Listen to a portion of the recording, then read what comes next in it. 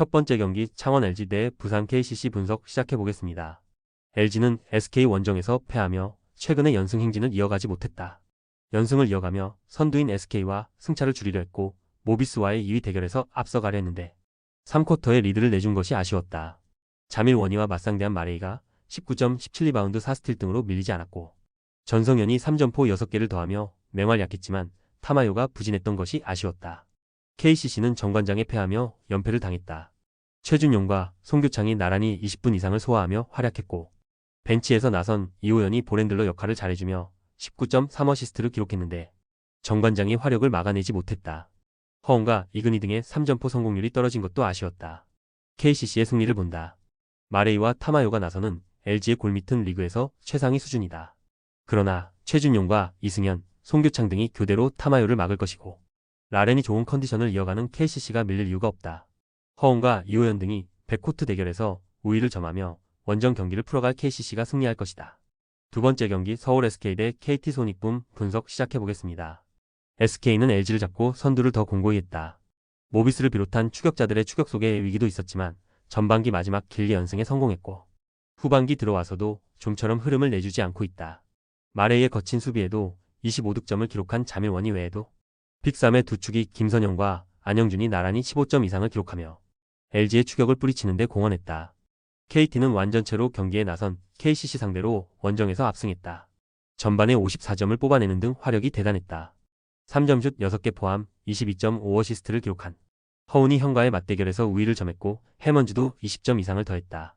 경기 내내 허웅을 집요하게 막아낸 문성곤이 3점슛 3개를 모두 성공한 것도 승리의 원동력이었다. 부상자들이 모두 돌아온 풀 전력이기에 이제 선두권 추격에 나선다. KT의 승리를 본다.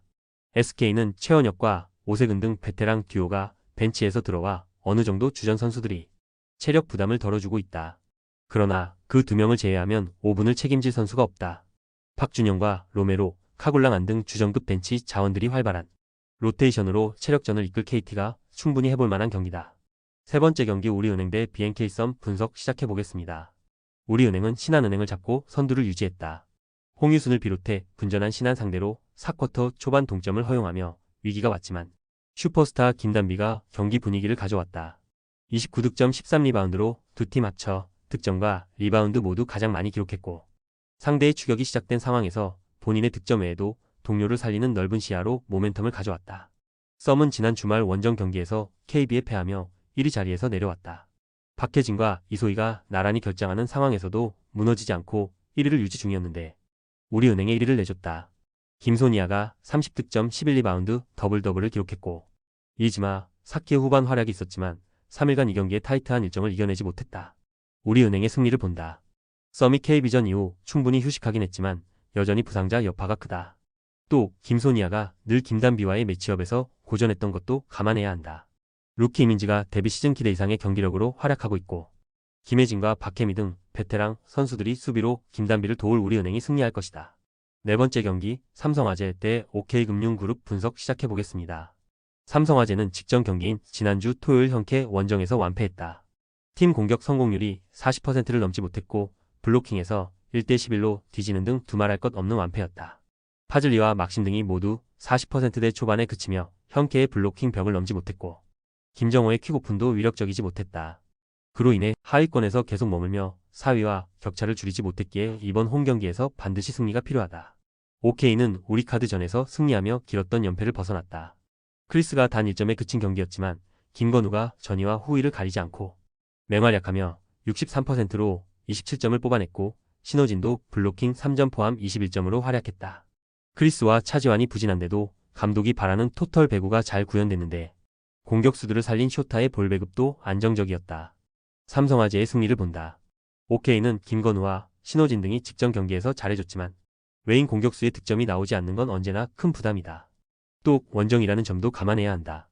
막심과 파즐리가 화력 대결에서 우위를 점하며 경기를 운영할 수 있을 삼성화재가 경기를 주도할 것이다. 다섯 번째 경기 한국도로공사 대 흥국생명 분석 시작해보겠습니다. 도로공사는 GS 원정에서 패하며 최근의 상승세를 이어가지 못했다. 2세트를 역전하며 승점 추가를 노린 경기였는데 상대 주포인 지젤 실바를 막지 못했고 니콜로바가 10개 이상의 범실을 기록하며 자멸했다. 타나차가 리시브 불안에도 높은 공격 성공률로 활약했고 블로킹과 서브에서도 밀리지 않았는데 범실 개수가 많았다.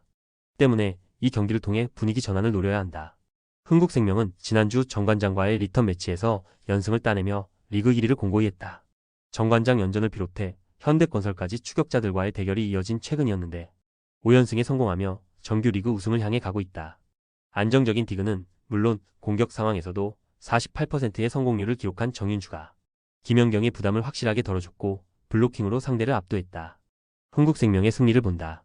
도로공사가 나아진 최근을 보내는 건 맞지만 니콜로바 리스크가 언제나 따라오고 있다.